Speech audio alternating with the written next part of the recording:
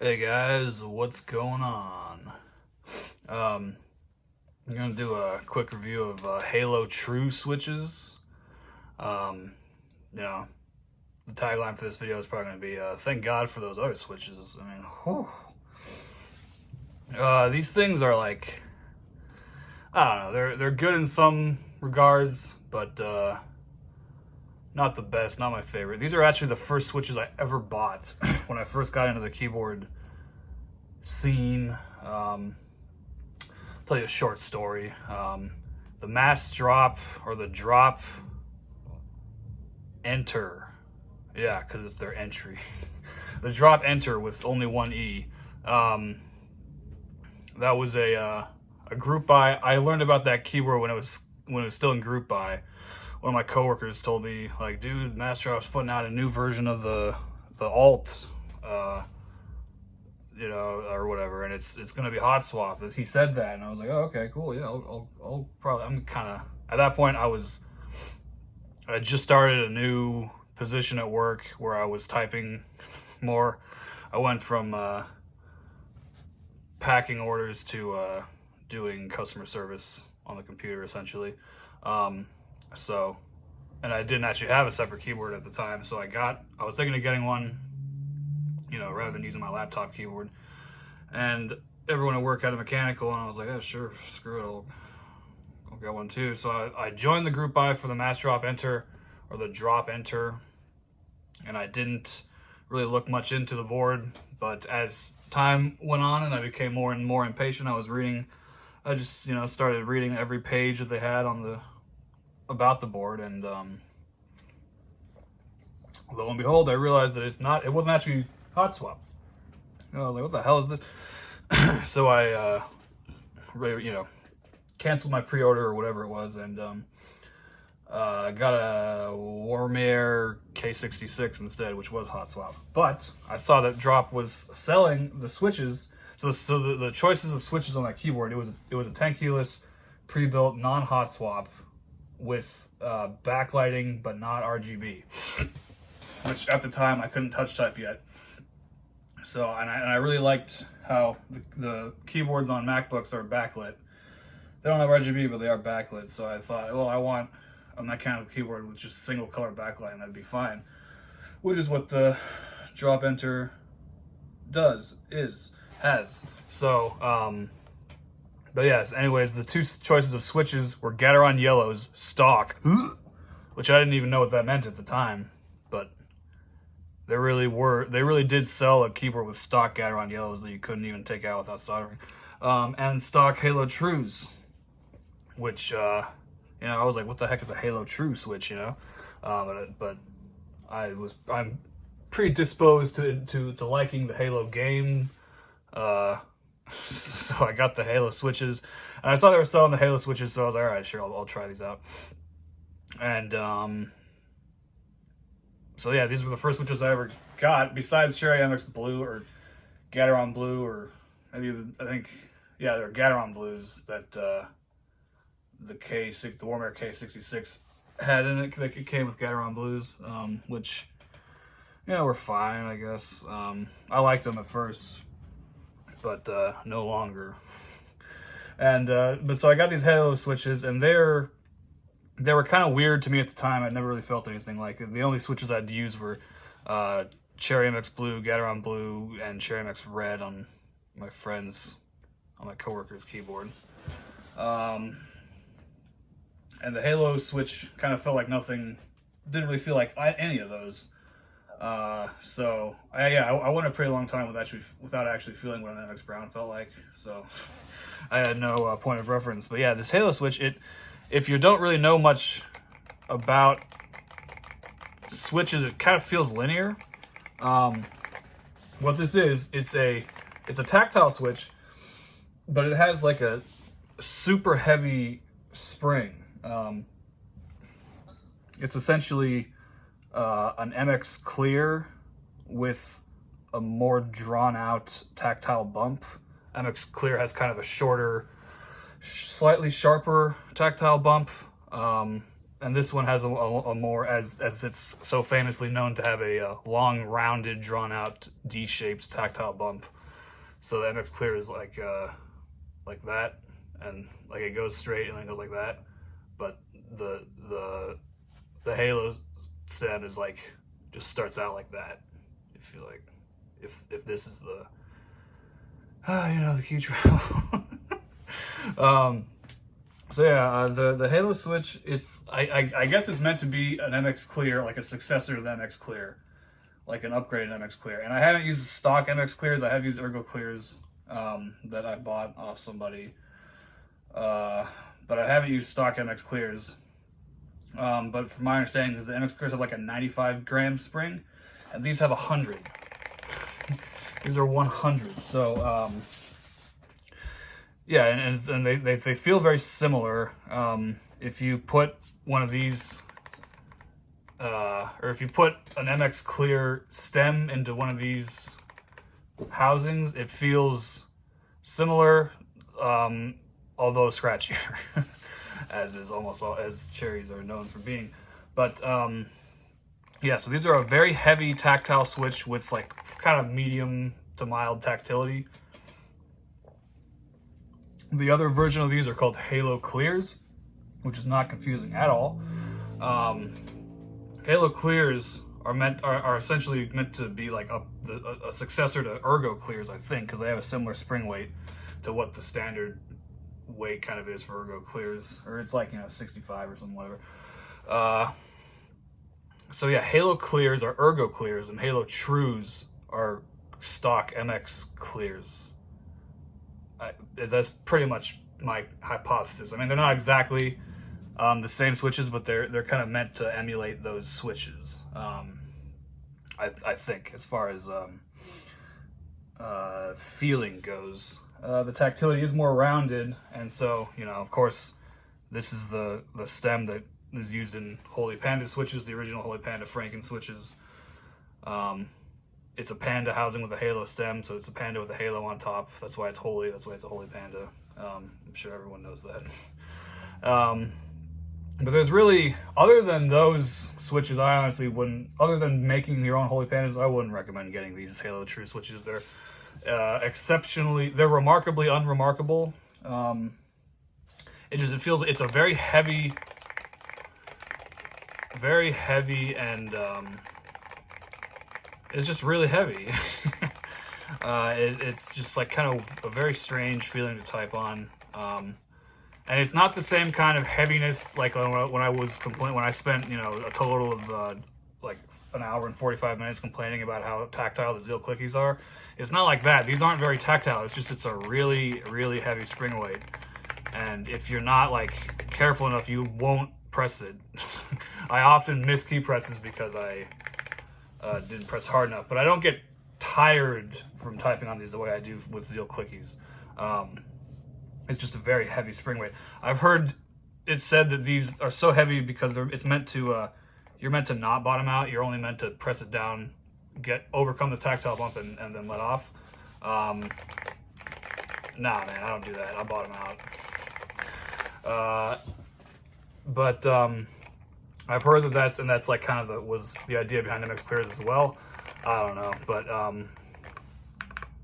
these so I will say these are completely stock. I haven't done anything to these.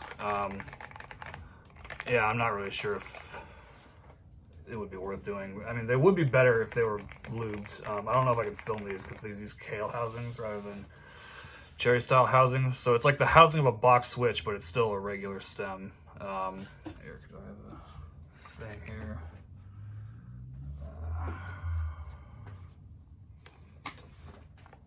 Yeah, okay, I'll just do this.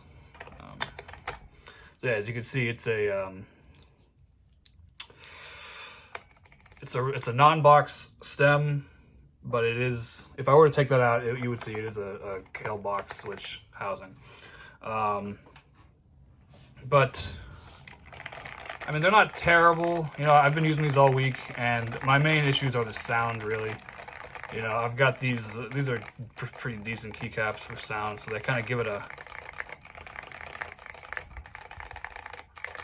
kind of like a thick kind of sound to it, but it still sounds kind of a little rattly and plasticky. And I don't know if the ping is picking up on camera, but the ping, whoo! You don't even have to press the keys, just doing that is pingy. My coworker couldn't hear it, but he doesn't, he's a fucking asshole. No, but he wasn't, he doesn't, he's not attuned with these things. I didn't notice the ping until I got switches that didn't ping. So like, you know, it's not like when I first had these, I was like, oh, these are so pingy. When I first got these, I was like, damn, these feel kind of interesting, you know? They are actually very, very smooth. I will say that. Never once while I've used these have I thought they need to be smoother, which is why I've never bothered lubing them. Lubing them would be more for sound than smoothness. Yeah, I mean, I assume they probably didn't make that many of these switches, so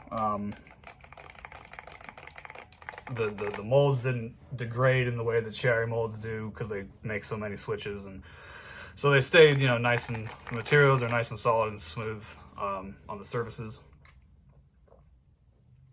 They are very smooth. That is, you know, can't deny that they are very smooth switches. So it's kind of hard to show, but there, if you could, let's see.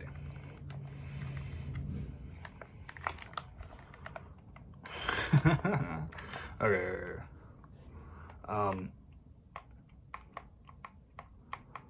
So if you look at the way my finger is going down, it kind of stops right there. That's the tactile bump. It's very easy to stop here, and there is a noticeably high increase in weight to bottom out here. So I think the idea possibly is to only type to here, because the key press will register here and not bottom out. That's why it's so heavy. And then, so based on that logic, it's possible that, you know, when they were developing Cherry MX Clear, that they never meant for that to be a highly tactile switch. They only increased the tactile bump to, you know, give you that halfway stopping point. I know people that say these switches are way too heavy for them, like the people that use Cherry MX Reds daily. You know, these are like, well, they just don't bottom out. It's not that they're too heavy. Again, it's just they don't bottom out. And I think something like a really bad MX Black is gonna feel heavier due to the just consistent increase rather than the kind of two-stage that this has.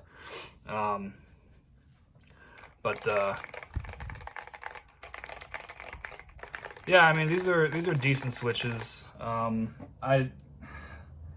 But they were decent switches when they came out, which was like 2018, 2019, I want to say. But now they've been long since overtaken by Holy Pandas, by a derivative of themselves, and then essentially all the tactile switches that came out after Holy Pandas are kind of derivatives of Holy Pandas, really. Like, I've never used Zelios, but I mean, are those essentially just really gnarly Holy Pandas? Like they have a large, drawn out D-shaped bump with no pre-travel, and they have like an extra stiff spring or leaf or whatever. That sounds like just a Holy Panda on steroids. So, I mean, it's what was that? Yeah, but these. So not only have these things been outclassed and forgotten by time, but every switch that is every tactile switch that's being made now, pretty much, other than the intentionally light tactiles, is like a continuation of these switches almost. You know, it's like they're like the next stage in tactile switch technology evolution. So I mean, I don't think I have a ton else to say about these switches. I used them all week at work. I haven't used these things since I bought them. You know, I had them in a Warmere, which I do still have that keyboard somewhere, but I think some of the keys don't work anymore.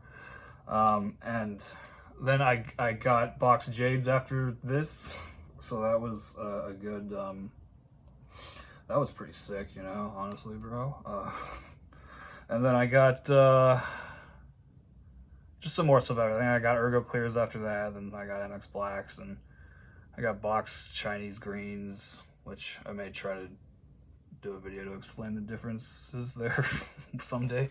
And I got oh, you know, and then I just and now we're here. So I haven't used these since I got the box Jades, really. I just kind of, yeah, I don't know, I just felt like I had no reason to use them again. I wanted to try clicky switches, and then from there I wanted to try all the other, you know, staple switches like Ergo Clears, Vintage Blacks, etc. So yeah, these were just kind of like ooh, that's neat. And then if I had, you know, soldered these into a board and they were the permanent switches in that board, I probably wouldn't dislike using it, you know, but I don't know if I'd use it a lot. You know, I don't know if I'd daily it or whatever, but if I'd EDC the board. But I've never used these switches with these keycaps on them. I've remarked in the past that these keycaps are a little bit taller, and that causes the force of your fingers to like kind of be applied a little bit more to the spring weight, which effectively makes you perceive the weight to be less on something like a Gateron Ink Black. However, I do not get that. I don't really notice that at all. On these, they don't feel any lighter. They're still pretty damn heavy. But I, you know, probably using, you know what, in fact, why don't I? After all, why shouldn't I? All right, one sec. Oh wait, is that even one? Okay, yeah. I started out early with my horrible habit of not buying enough switches. I bought like 60 of these, I think, and you know, every 65% uses like 66 or 68 switches. So from the beginning of my switch buying career, I've never had enough switches to actually fill out the entire keyboard. So some of these are not the same, but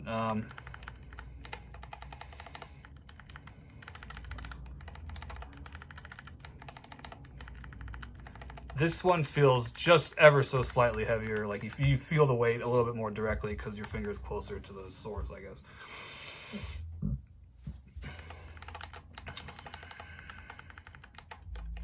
Yeah, this is like maybe 1 to 2% lighter.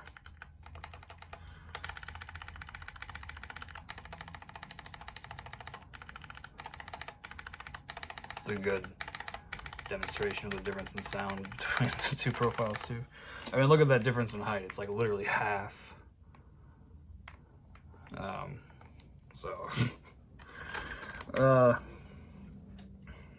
Yeah, good switches. I may try to mod these someday, you know, lubing the spring. I have thin lube, so I could just bag lube the springs. And I do have a Kailh switch opener.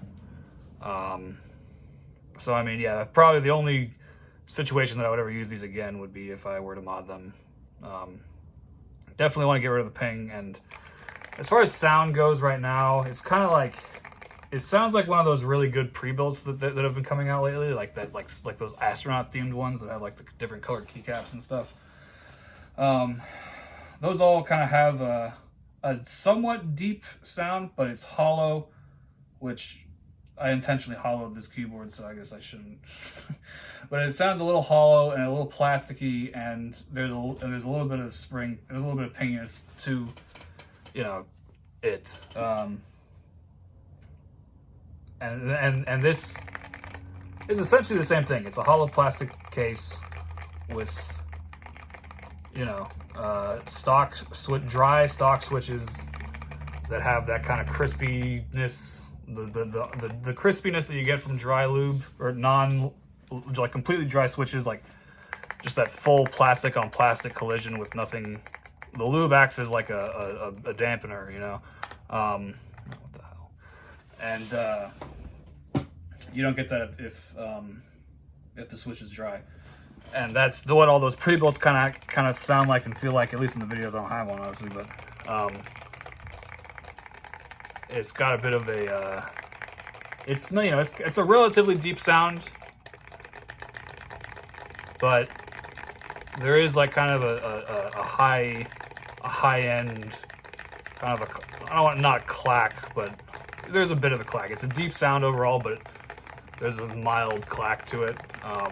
The clack is kind of rounded off by the thickness of these keycaps, and that's kind of the strength of those pre-builts. They all seem to have pretty decently thick keycaps. That's how they get a decent sound.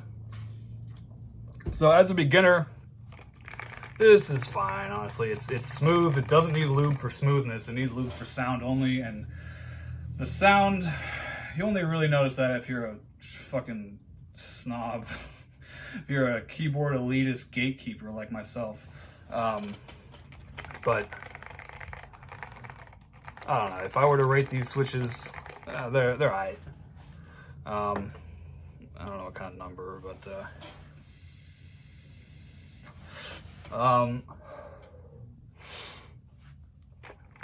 yeah, I hope that ping is coming up on the camera, because that's definitely something that annoyed me while I used them this week. And I kept thinking, like, damn, I can't wait to not use these things. I was thinking of putting these into the Q1 and tightening the Q1 screws down enough to where the force break mod is no longer effective, and thus bring the case ping back, and that would just be the pingiest keyboard of all time. But I was using the Q1 to play Call of Duty, because the COD games have keyboard mouse support on Xbox Series X, so I've been trying that. And ironically, these actually, like, you feel the weight when you're gaming. Like, you're holding W and the Switch is like fighting you. You have to game noticeably harder, and I don't like that, you know. I'd rather not have that. So I put them in this keyboard, use it at work, and yeah, I don't know. But it's so, I guess if I were to use these switches again, it could be to create the pingiest keyboard of all time in the Q1, or if I mod them to make them not the least pingiest keyboard of all time. But these switches are okay. I don't even know if you could buy them anymore. In fact, let's see if you could buy them. Halo True switches. Oh, you get them on Amazon. Oh, of course. Because let's see, are they sold by MasterUp? I don't know. Oh yeah, they are. Oh yeah, and then okay, well, I guess I'll do a sound test.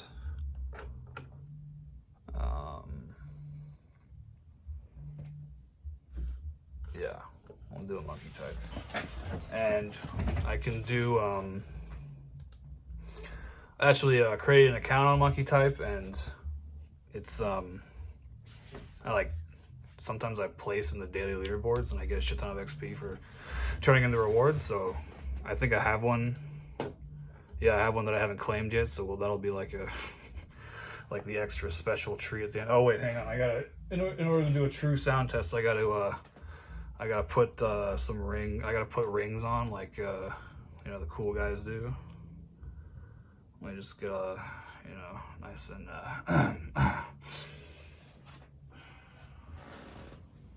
just, you know, just like kind of real quickly, no big deal even, really, you know. All right.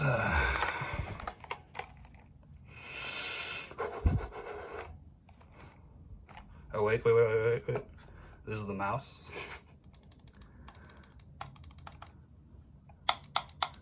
Do you ever you're doing it, and then you're finally ready to like click enter, and you just like, yeah, I know that feel, bro. All right.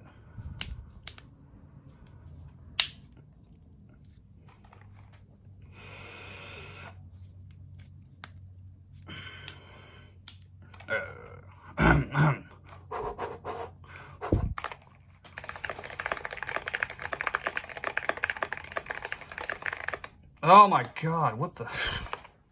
Okay, hang on. One more redo.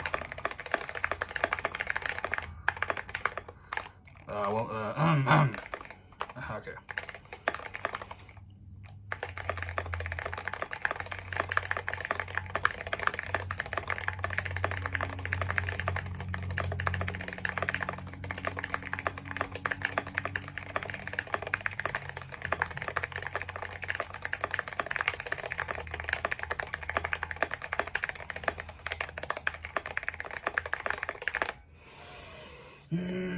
That was alright.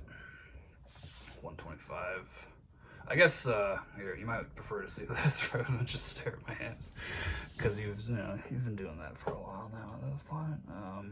Okay, so first, well, that was only a 50 word, and I think there's only leaderboards for the 60-second, which is way harder than number of words. So I think for that I gotta increase my power level a little bit.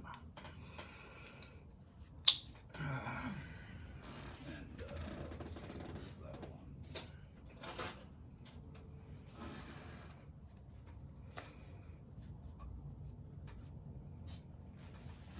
Alright. Oh wait. I just put more rings and bracelets on, but you're not even looking at my hands anymore. Fuck. We'll just do the sound test. Fuck. Alright. Well, one more. Another. One second. Let me drink water.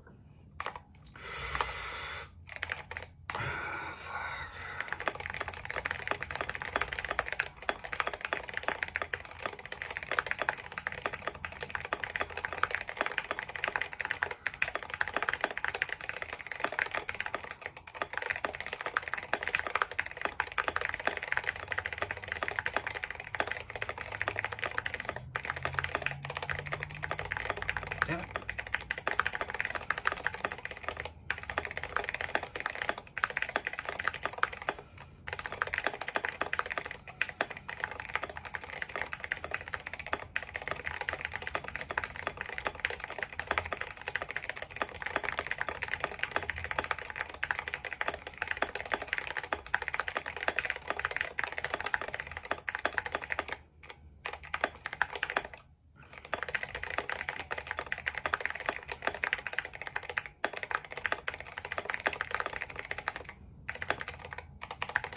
Oh my god, that was horrible.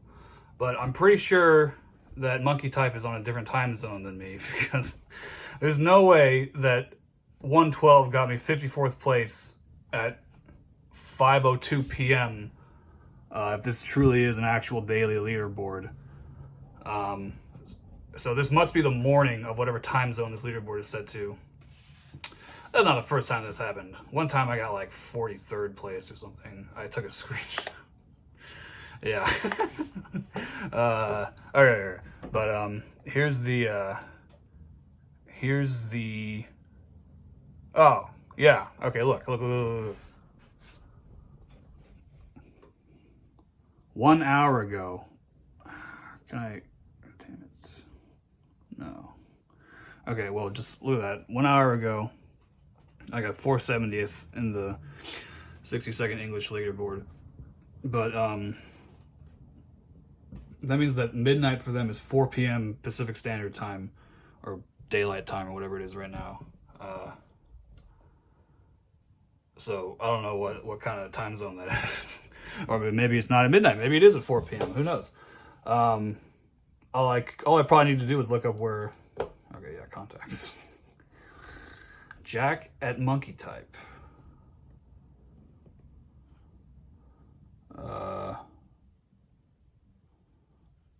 Business. No. Okay. Don't say.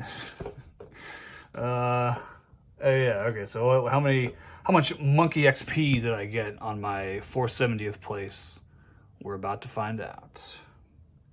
1884. I'm a monkey type level 80 now. If I look at my, I only just recently made this account. I made it in July of this year, but I've been using Monkey Type for probably 2 years. And before then, I used 10 Fast Fingers for probably a year. So there's a lot of data that wasn't collected on my typing, but I started out at like 40, 50 words per minute, and yeah, I don't know. I figured whenever I would get a new keyboard, it's like the best way to use it is to just do typing tests, and I eventually got better enough to touch type, and once you can touch type, it's all speed from there. Yeah, so this is the keyboard again. And that's how I did so well earlier, you know. Yeah, these are good switches. Not great, you know. Like I said, thank God for those other switches, or else these would be like, they definitely wouldn't still be sold, I'm sure. I have used the lighter versions, or I have like simulated the lighter versions by putting lighter springs in to make Halo clears, and those are actually kind of nice, and they feel completely different from these because they're so much lighter.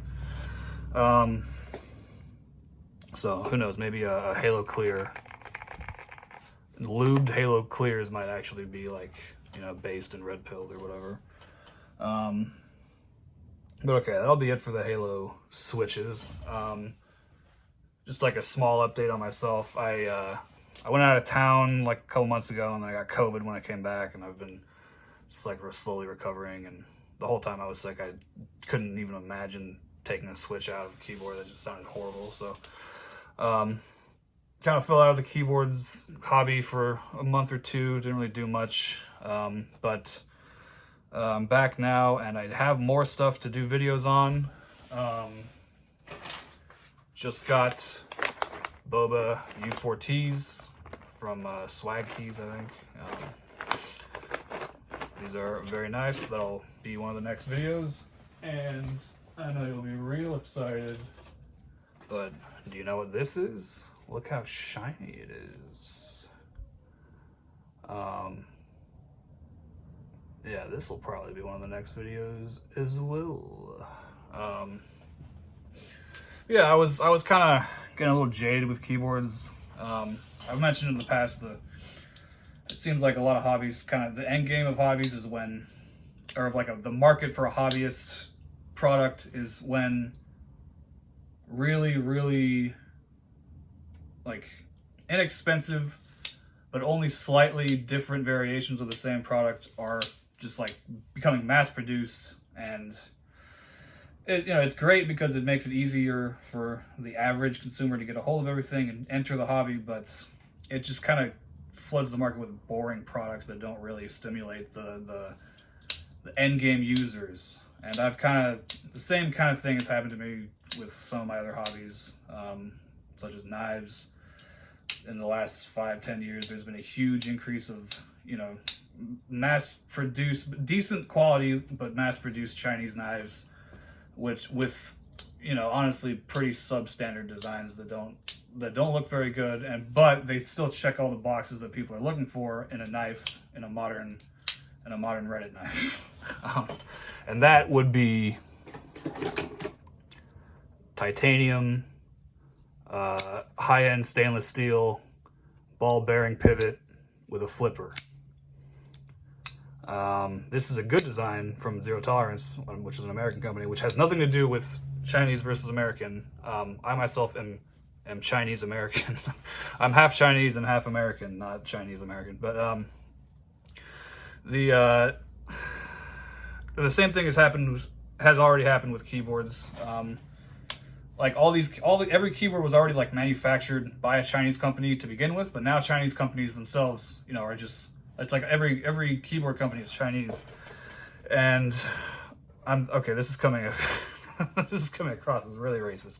I'm not trying to say anything bad about Chinese people, but there's all these like these new keyboards that come out. They check all the boxes, and but they're only very ever so slight different variations on an existing product, you know, and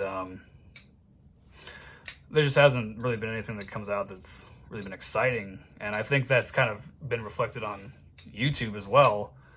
A lot of the keyboard channels just have kind of stopped uploading, it seems. You know, like, I mean, Glosses finally uploaded again last week. That's the correct pronunciation of his name, by the way, Glosses. He finally uploaded something, but I mean, I don't know, even his videos are like, they're barely about keyboards anymore. They're more about just inside jokes among keyboardists than actual keyboards, which has always kind of been what his channel's, you know, the main draw of his channel anyways. But there hasn't really been very much innovation, and the stuff that does come out and innovate sometimes isn't always, tries to innovate, doesn't always stick the landing. I mean, yeah, why do you think this one's by itself? But so yeah, future, all right, I guess I'll just show you future videos. I have Boba switches. I also have Sarah keys. But while these keys look very cool and they do feel good on your hand, they have some problems with fitting, as to which is why I have a plastic spacebar in here still. But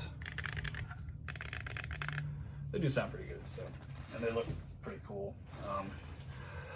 But that'll probably be, the next two videos will be Boba switches and Sarah keys. I'm probably not going to do them together. I probably will have the Boba switches with the Sarah keys when I do them, but probably just to in case there's anyone who actually goes through all the videos on this channel looking for specific reviews, I will try to keep each product in its own video.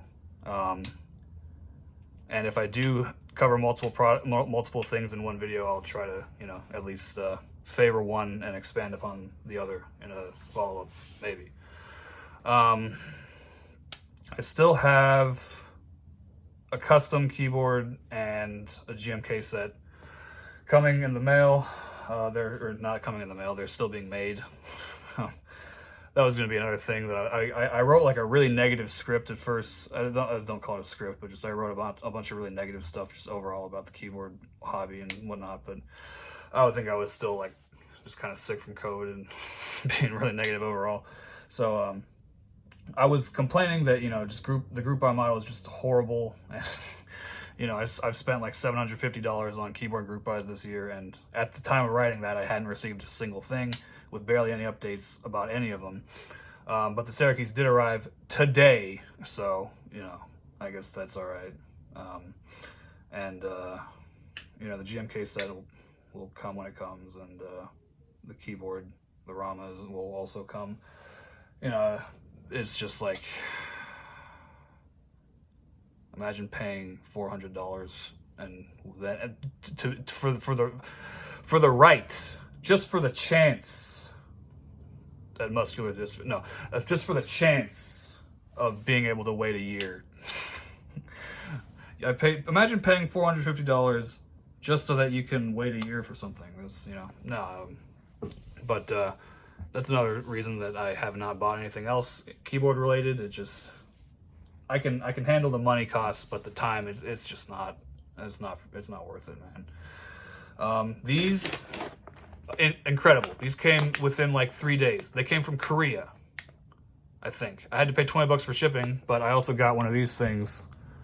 Where, yeah, I just kind of throw the towel on top of whatever's on my desk. What do you think the towel's for? I got one of these things, which is pretty dope.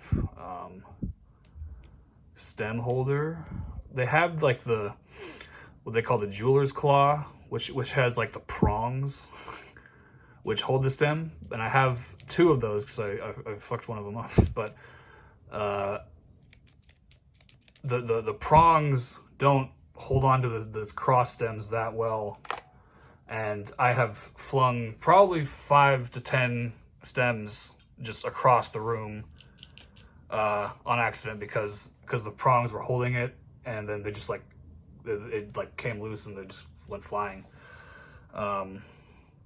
But this doesn't have that problem because it'll hold it, you know, without prongs, and it'll just hold it. So that'll be nice if I ever lube anything further. These, I have been using these stock. They come pre-lubed, lightly pre-lubed, I think, but I've been using them stock and they're pretty great. However, they're supposed to be the Thok Masters, and they're not quite there at the moment, at least not in the Q1, so I'll probably end up putting some 205 in there to Thok-ize them up, you know, but